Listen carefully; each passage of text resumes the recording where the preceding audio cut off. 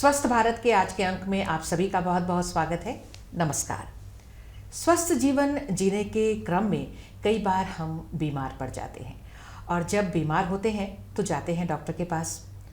Doctor सबसे पहले हमसे यही कहते हैं कि भाई कभी खून की जांच करानी होगी, कभी यूरिन की जांच करानी होगी या वगैरह वगैरह किसी न किसी चीज़ की जांच डॉक्टर साहब लिखते हैं ताकि सही बीमारी का पता चल सके और उसके बाद बीमारी का सही इलाज हो सके। तो ये जांच किन किन चीज़ों का होता है और कैसे होता है, कब होता है, कब इसकी ज़रूरत पड़ती है, ये सारी चीज़ें क्या हैं, आपको बता दें कि सारी चीज़ें जो आती हैं वो पैथोलॉजी डिपार्टमेंट के अंदर आती हैं। तो आज हम आपको बताने की कोशिश करेंगे कि ये पैथोलॉजी क्या है और इसके अंतर्गत कौन कौन से कार्य किए जाते हैं।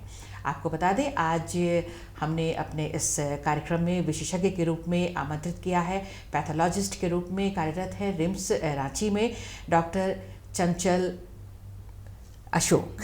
तो डॉक्टर साहब आपका बहुत बहुत स्वागत है हमारे कार्यक्रम में। नमस्कार। हाँ, धन्यवाद। नमस्कार सभी दर्शकों को। मेरा नाम डॉक्टर चंचल अशोक है। जी।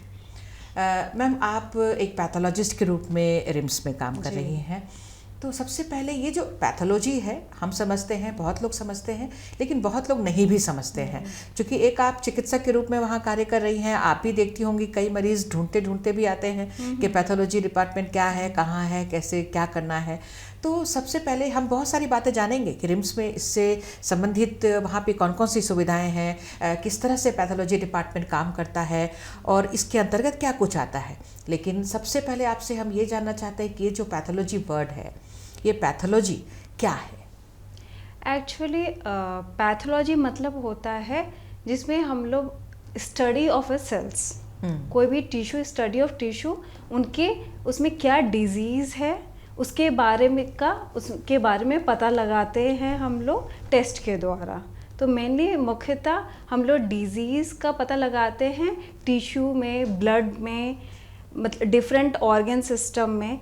तो पैथोलॉजी विभाग में मेनली सिर्फ ब्लड में का जांच नहीं होता, उसमें टिश्यू में भी क्या बीमारी है या कोई इन्फेक्शन तो नहीं है उसका जांच किया जाता है। बिल्कुल।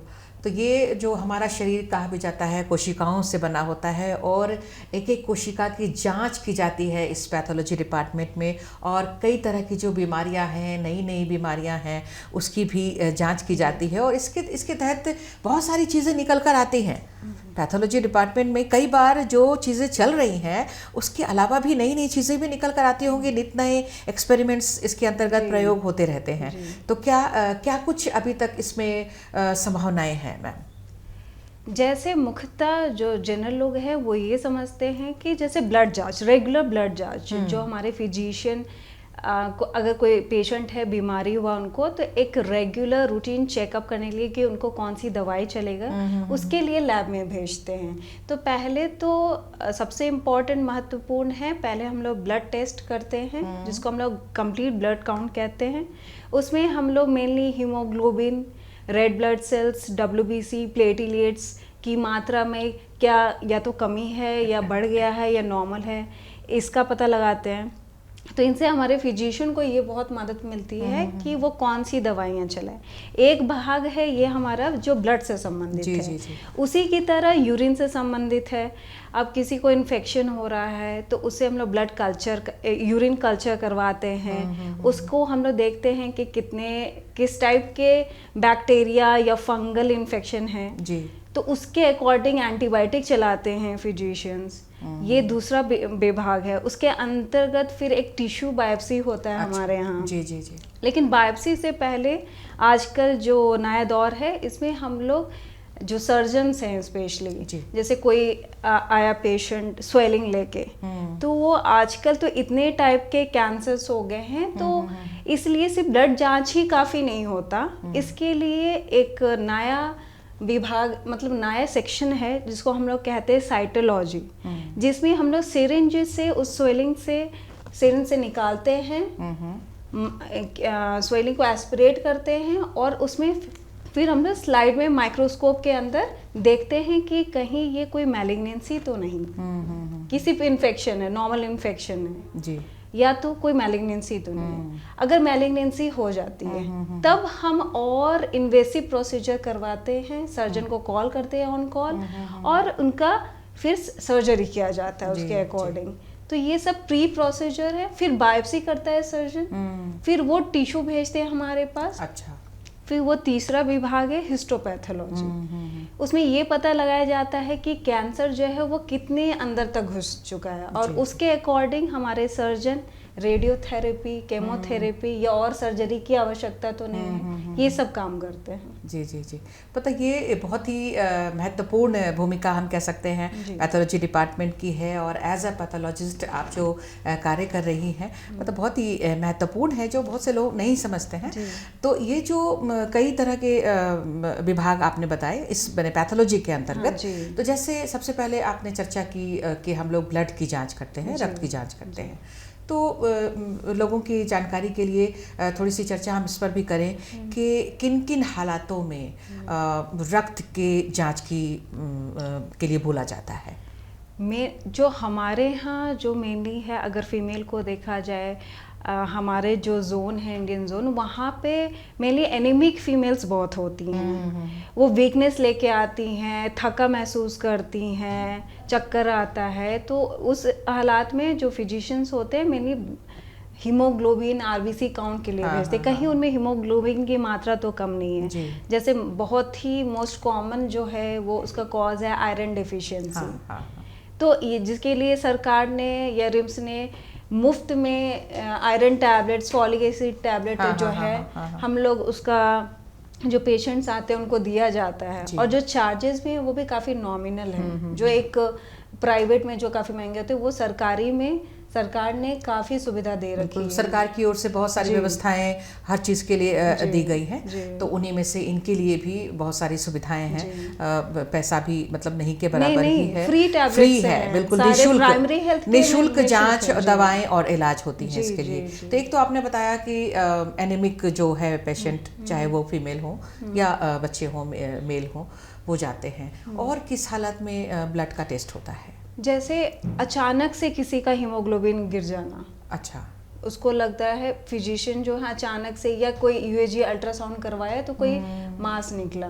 तो आजकल ब्लड कैंसर्स बहुत फैल गए हैं। अच्छा। तो हम लोग ब्लड के द्वारा स्मीयर बनाते हैं, जिनसे हम लोग पता चलता है कि उस ब्लड में कहीं सिर्फ normal anaemia, iron deficiency anaemia तो नहीं है, सिर्फ खान पान की वजह से तो नहीं है, या कोई और वजह है जी, जिसको ल्यूकेमिया कहते हैं। वो ब्लड कैंसर होता है। ल्यूकेमिया एक टाइप का ब्लड कैंसर है जो आजकल उसका प्रिवेलेंस बहुत ज़्यादा बढ़ गया है। तो उसको पता लगाने के लिए उसका सही टाइम पे जांच हो सके, इसलिए ब्लड टेस्ट करवाना बहुत ज़रूरी है आज के टाइम में। जी जी बिल्कुल। तो ये तो ब्लड कैंसर की अगर संभावनाएं लगती हैं तो उस हालात में भी ब्लड टेस्ट होता है। और ऐसे तो हम लोग डॉक्टर के पास जाते हैं तो ब्लड टेस्ट में बहुत सारे रिपोर्ट, एक लंबी लिस्ट होती है कई सारी चीज़ों की, चाहे वो कैल्शियम, मैग्नीशियम, आयरन जो भी हो, बहुत सारी लंबी लिस्ट होती है। तो उसके बारे में भी हम थोड़ी सी जानकारी लोगों को देना चाहते हैं। कई बार लोग ये भी कहते हैं कि डॉक्टर के पास जाओ और जाँच लिख देते हैं दुनिया भर का। तो वो जाँच क्यों ज़रूरी है? आखिर ब्लड की जाँच अगर कहा जाता है, और हर चीज़ें जो हमारे शरीर के लिए जो आवश्यक तत्व हैं जिनसे हमारा शरीर सही ढंग से काम करता है, उसकी कमी ना हो जाए या उसकी कहीं पर बढ़ोतरी ना हो जाए, इन सब चीज़ों को देखने के लिए रक्त की जांच की जाती है। तो इसके बारे में भी लोगों को थोड़ा सा आप अपनी ओर से बताएं कि ये जो जांच हम डॉक्टर लिखते हैं वो आखिर क्यों ज़रूरत होती है, और क्या क्या कमियां, किस किस चीज़ों की कमी हमें पता चलती है जांच के द्वारा या बढ़ोतरी पता चलती है। जी, जैसे हमारे जोन में एक तो ब्लड टेस्ट हो गया जिसमें हीमोग्लोबिन आता है, आरबीसीज आते हैं, रेड ब्लड सेल्स, जिनका काम होता है ऑक्सीजन लंग से लेके दूसरी कोशिकाओं में डिस्ट्रीब्यूट करना और कार्बन डाइऑक्साइड को बाहर छोड़ना। ठीक है, तो ये आरबीसी का काम होता है। डब्ल्यूबीसी का काम है जैसे कि इन्फेक्शंस, अगर बॉडी में इन्फेक्शन है तो उनकी मात्रा बढ़ जाती है। अगर बैक्टीरियल इन्फेक्शन है तो बहुत ज़्यादा बढ़ जाती है। अगर लिम्फोसाइट, अगर वायरल इन्फेक्शन है, जैसे कोई भी वायरल इन्फेक्शन होता है, कोरोना और ये सब, तो या तो बहुत घट जाती है नहीं तो बढ़ जाती है। तो ये सब बहुत बहुत ज़रूरी जांच है। इसलिए जो डॉक्टर्स हैं वो सारे जांच लिख देते हैं, हीमोग्लोबिन भी, आरबीसी भी, डब्ल्यूबीसी, इसके साथ जो आप बोल रहे हैं कैल्शियम। तो जो ओल्डर एज ग्रुप है उनमें कैल्शियम की मात्रा जनरली बहुत घटी होती है, क्योंकि खान पान सही प्रोपोर्शन में, जैसे इंडिया में जनरली जो खान पान है उसमें प्रोटीन की मात्रा बहुत कम होती है, लोग जनरली प्रोटीन रिच डाइट नहीं खाते हैं। तो जो बूढ़े वर्ग के लोग हैं उनमें कैल्शियम की मात्रा ऑस्टियोपोरोसिस की वजह से, जी, या यहाँ की महिलाएं भी बहुत हड्डियाँ कमजोर होती हैं। हड्डियाँ, हाँ, क्योंकि वो सही टाइम पे खान पान नहीं खाते, क्योंकि सही टाइम पे खाना पीना भी बहुत ज़रूरी है। और जैसे हमारे यहाँ चाय का प्रचलन भी बहुत ज़्यादा है, तो वो भी एब्जॉर्प्शन को बहुत कम कर देता है, आयरन के एब्जॉर्प्शन को।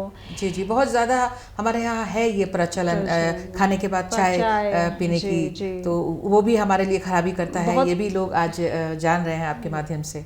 जी। तो वो आयरन एब्जॉर्प्शन को कम, इसलिए खाने के तुरंत बाद चाय नहीं पीना चाहिए। और हर खान पान का, जैसे दही रात में नहीं खाना चाहिए, वो दिन ही में खाना चाहिए, कि हर चीज़ का एक समय है जो आपको उस टाइम पे ही खाना चाहिए। बिल्कुल। हाँ, तो इसलिए डॉक्टर हमारे कैल्शियम, या किसी को हार्ट डिजीज है तो उनमें इलेक्ट्रोलाइट लेवल का टेस्ट लिख देते हैं, क्योंकि उनमें पोटेशियम की मात्रा बढ़ जाना बहुत खतरनाक जानलेवा हो सकती है।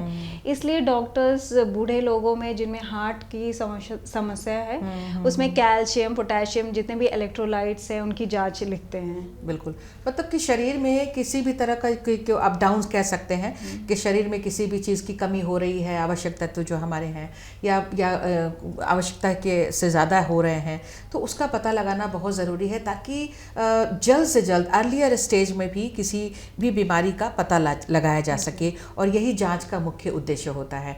ब्लड टेस्ट के बारे में आपने बहुत सारी बातें बताई हैं, हम थोड़ी सी चर्चा अब यूरिन टेस्ट के लिए करेंगे। जैसे शुरू में आपने बताया यूरिन में किसी तरह का इन्फेक्शन होता है, चाहे वो वायरल हो, बैक्टीरियल हो, इस तरह के इन्फेक्शन के लिए जाँच की ज़रूरत पड़ती है। और यूरिन की जाँच कब कब आवश्यकता पड़ती है, इनके अलावा भी कुछ समस्याएँ हैं? यूरिन का जांच मुख्यतः जो हमारे यहाँ मैंने देखा है वो मैक्सिमम औरतों में समस्या ज़्यादा लेके आती है। क्योंकि उसका रीज़न ये है कि जो महिलाएं हैं उनका यूरेथ्रा शॉर्ट होता है। तो ये वजह है, और जो वो यूज़ करते हैं शौचालय वो साफ ना रहना भी एक मुख्य कारण है। लेकिन जो शहर की महिलाएं हैं उनमें कम ही मिलता है, क्योंकि वो अपने स्वच्छता का ध्यान रखती हैं। लेकिन जो विलेज एरिया, गांव से जो आती हैं फीमेल, उनमें ये समस्या ज़्यादा दिखता है। उनमें यूटीआई की मात्रा, उनके यूरिन में हम लोग बहुत पसल्स देखते हैं, क्योंकि उनका हाइजीन मेंटेन नहीं रहता। इसलिए यही इम्पोर्टेंट है कि हाइजीन मेंटेन करना बहुत ज़रूरी है। तो जो मुख्यतः जो आती है यूरिन टेस्ट के लिए, वो मुख्य हमारे जो जोन में है वो महिलाएं ही आती हैं। बिल्कुल। तो ये यूरिन टेस्ट के लिए महिलाएं तो ज़्यादा हैं, लेकिन ये पुरुषों में भी ये हो सकता है। तो इसके बारे में भी आप बताएं लोगों को। पुरुषों में मेनली जो यूरिन टेस्ट होता है, जो कि आजकल मैंने बताया कि कैंसर काफ़ी बढ़ रही है। तो ब्लैडर कैंसर हो गया, आपका प्रोस्टेट कार्सिनोमा हो गया मेल्स में, तो उनमें क्या होता है यूरिन के, क्योंकि आप डायरेक्ट सर्जन को सर्जरी करने नहीं बोल सकते, तो एक यूरिन नॉन इन्वेसिव टेक्निक है। इसमें आपको ना कोई इंजेक्शन डालना है, बस पेशेंट को, आपको जो मरीज़ है वो आपको कलेक्ट करके हम लोग स्टेलाइज कंटेनर देते हैं, उसमें लाते, और हम आराम से स्लाइड में देख के बता सकते हैं कि ये मामूली इन्फेक्शन है या कोई मैलिग्नेंट सेल्स तो नहीं है। मान लीजिए मैलिग्नेंट सेल्स है तो उसका जांच, उसका ट्रीटमेंट बहुत एग्रेसिव हो मतलब सर्जन अलर्ट हो जाते हैं और फिर वो करने लगते हैं। मतलब कि मेल में भी अगर यूरिनरी संबंधी कोई समस्या हो तो जांच के लिए जाना चाहिए, इसको इग्नोर नहीं करना चाहिए, क्योंकि अगर लापरवाही बरतेंगे तो फिर यही समस्या बाद में जाकर बहुत गंभीर हो जाती है ये परेशानी। और यूरिन के अलावा आपने टिश्यू का बताया। टिश्यू तो अभी जो कैंसर की बात आप कर रहे हैं, कैंसर के विभिन्न स्टेज का पता लगाना हो या उसके प्रकार के बारे में पता लगाना हो, इसके लिए जांच आपने बताया की जाती है टिश्यू के माध्यम से, कोशिकाओं के माध्यम से। और कोशिकाओं के माध्यम से और किन किन चीज़ों की जांच की जाती है? और कैंसर के अलावा मुख्यतः फीमेल में जो आजकल बहुत ज़्यादा बढ़ रहा है वो है सर्वाइकल कैंसर।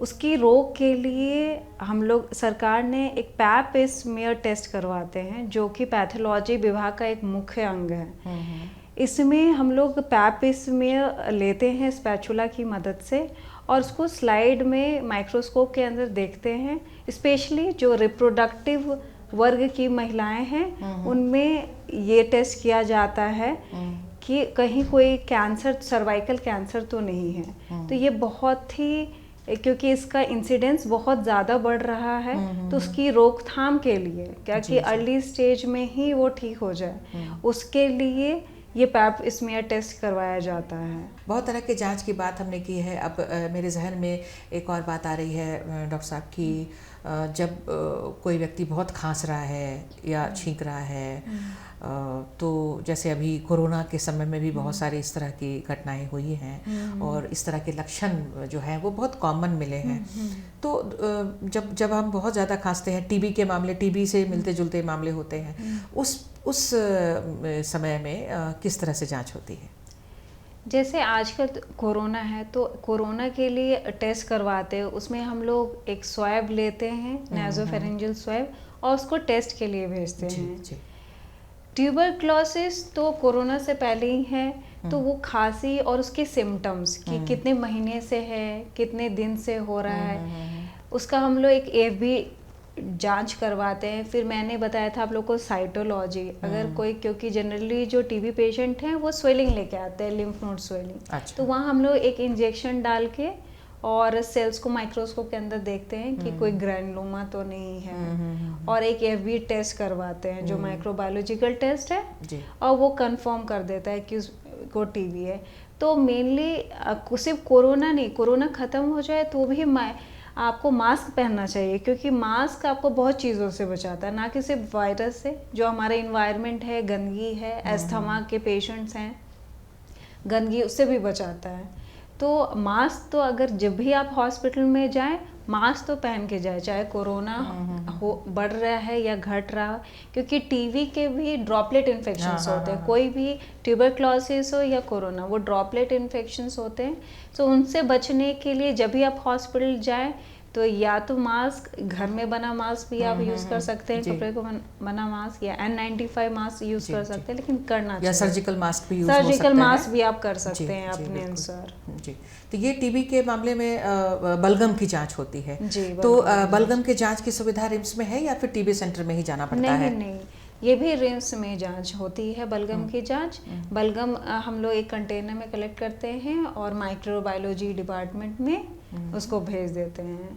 और अगर उस पेशेंट में कोई लिम्फ नोड जो होता है, अगर गर्दन में कोई स्वेलिंग बढ़ी रहती है तो उसको एस्पिरेट करके हम लोग उसको कंफर्म कर देते हैं।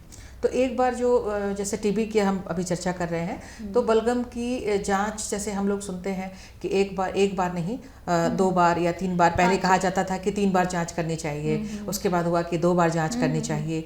तो ये टीबी के मामले में कितनी बार अभी आप जांच कर रहे हैं बलगम की? एक्चुअली टीबी, क्योंकि आजकल सरकार काफ़ी एक्टिव प्रोग्राम चला है, तुरंत दवाई चला रही है, टीबी कंट्रोल कार्यक्रम है। जी। तो वो जो ड्रग की काम कर रहा है कि नहीं, तो इसलिए मिनिमम 2 बार तो करवा ही लेना चाहिए।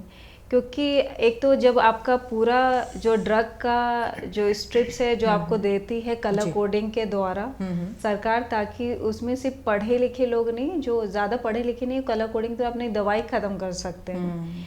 तो उस कलर जब वो ख़त्म हो जाती है आपके टैबलेट्स, तब आपको जांच करानी चाहिए कि आपका जो है इन्फेक्शन वो कम हुआ है कि नहीं। अगर नहीं हुआ है तो एक बार और करवाना चाहिए, कि 2 बार नेगेटिव हो जाना चाहिए। 2 बार टेस्ट में नेगेटिव आ जाने पे तभी वो परमानेंट नेगेटिव होता है। क्योंकि कभी कभी कोई पेशेंट जो आजकल आ रहे हैं, कभी कभी रेसिस्टेंट भी है ट्रीटमेंट का, उन्होंने लिया, क्योंकि काफ़ी लंबी चलती है तो बीच में पेशेंट छोड़ देते हैं जी। तो इसीलिए वो सरकार 2-3 बार कर देते हैं, लेकिन मुख्यतः 2 बार नेगेटिव जरूर आना चाहिए जी। पता ये हुआ कि एक बार पता करने के लिए भी 2 बार कराना है, कंफर्म करने के लिए कि ये टीबी है। और अगर आपको लगता है कि अब टीबी ठीक हो गई, आपने दवा का डोज पूरा ले लिया है, जो डॉट्स कार्यक्रम है या जिसके भी माध्यम से आप दवा ले रहे हैं, तो ठीक होने के बाद भी कम से कम 2 बार एक जांच करा के ये कंफर्म करना ज़रूरी है कि आप टीबी से पूर्णतः मुक्त हो गए हैं। तो इस तरह ये तो टीबी की बात हुई। ऐसे और भी कई बीमारियों में जब पता चलता है तो दोबारा जांच करने की नौबत आती है उसको कंफर्म करने के लिए? हाँ जी, ये तो जैसे कोरोना ही के केस में जब होता है कि आपका जो मतलब जो कोरोना वायरल इन्फेक्शन है वो जब एंटीबॉडी बना रहा होता है तो इनिशियल स्टेज में उसके लिए 2 बार जांच करवानी पड़ती है कि उतना बना है कि नहीं, जो आपने ड्रग चलाए वो पूरा वायरल लोड खत्म हुआ है कि नहीं। जी। तो उसमें भी 2 बार करना पड़ता है। तो ये सब जितने भी वायरल इन्फेक्शन हैं या जैसे कोई एंटीबायोटिक चलाए किसी नॉर्मल इन्फेक्शन में भी, यूरिन ही का ले लीजिए, बिल्कुल। तो उसमें भी आपको 2 बार जांच जरूर करवा लेना चाहिए। बिल्कुल। थोड़ा सा समय है, चलते चलते एक बात और पूछना चाहूँगी, क्या जब जांच की बात आती है तो किसी तरह का जब दवाओं का हम सेवन ऑलरेडी कर रहे होते हैं तो उससे संबंधित में कुछ जानकारी ले लेनी चाहिए डॉक्टर से कि उसको खाना है या नहीं खाना है? जांच के लिए कुछ ऐसी सावधानियाँ होती हैं? हाँ बिल्कुल, कुछ जांच बहुत अगर जांच करवाने जा रहे हैं तो उससे पता होता है, क्योंकि कभी कभी क्या होता है ना, जैसे ब्लड जांच करवा रहे हैं, आप कोई दवा ही ले रहे हैं, जैसे हार्ट के पेशेंट एस्पिरिन लेते हैं और वो प्रीटी या एपीटीटी कोगुलेशन प्रोफाइल अपना चेकअप करवाते हैं। जी। तो उनका एक नॉर्मल रेंज है, अगर वो दवाई पे हैं, ड्रग हिस्ट्री इसलिए इम्पोर्टेंट होता है क्योंकि उनका पर्टिकुलर रेंज होता है, उनके लिए अलग रेंज होता है, तो उसमें फिट होना चाहिए। अगर उससे ज़्यादा है तो या तो वो दवाई का मात्रा उनको बढ़ाना पड़ेगा या घटाना पड़ेगा। इसलिए कभी भी आप कोई भी जांच करवाने जाएं तो अपना जो दवाई ले रहे हैं उनके बारे में अपने डॉक्टर को पक्के से सूचना दें। बिल्कुल। तो आज इस कार्यक्रम के माध्यम से बहुत सारी जानकारियाँ आपने दी हैं हमारे दर्शकों को। पैथोलॉजी के बारे में लोगों ने जाना है और इसके अंतर्गत क्या कुछ होता है, किस किस तरह से किन किन चीज़ों की जांच होती है, किन किन बीमारियों का पता चलता है, और साथ ही आपने ये भी बताया कि हमारे रिम्स में कितनी तरह की सुविधाएँ हैं, लोग आराम से वहाँ जाएँ, जाँच कराएँ और कुछ भी समस्या हो तो उसका पता करें और फिर उसका इलाज कराएँ। तो आप हमारे कार्यक्रम में आई हैं और आपने बहुत अच्छी जानकारियाँ दी हैं, अपना कीमती वक्त हमें दिया है, आपका हम बहुत बहुत धन्यवाद करते हैं। नमस्कार। नमस्कार। और आप सभी दर्शकों को भी बहुत बहुत धन्यवाद। नमस्कार।